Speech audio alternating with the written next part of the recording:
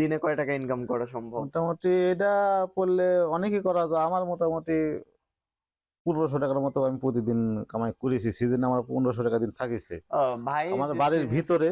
আর বাইরে হলে অবশ্য আরো বেশি হইতো। থেকে কেউ ম্যাক্সিমাম নিয়ে আমি আসে না একটু দূর থেকে? একদিন 2700 টাকা পর্যন্ত ভাঙাছি। ধরেন যেদিন কাজ নাই সেদিন তাও ভিজা চাউল দিয়া, এই শুকনা চাউল দিয়া মোটামুটি 400-500 টাকা 600 টাকা যেদিন ইনকাম হয়। কাজ নাই মানে কাজ হচ্ছে না তাও 600 টাকা বা 500 400-500 টাকা ইনকাম হয়। আর যদি একটু কাজ থাকে, কাজ বেশি থাকে তাহলে 1200-1400 টাকা ইনকাম। আর হ্যাঁ। কাজ না থাকলে তো ধরেন 500 টাকার কাম করতে আবার 1 ঘন্টাও লাগে না। এই সবরাতের দিন আমি চাল ভাঙাইছি প্রায় 3600 টাকার মতো।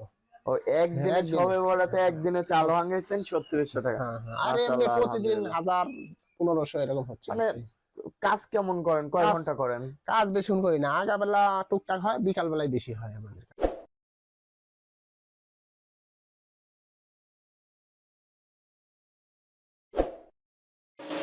আসসালামু আলাইকুম সম্মানিত দর্শক মণ্ডলী, এতক্ষণ আপনারা কিছু রাইস মিল ব্যবসায়ীদের কাছ থেকে রাইস মিল দিয়ে প্রতিদিন কত টাকা আয় করা যাবে তার একটি সঠিক ধারণা ইতিমধ্যে আপনারা পেয়েছেন।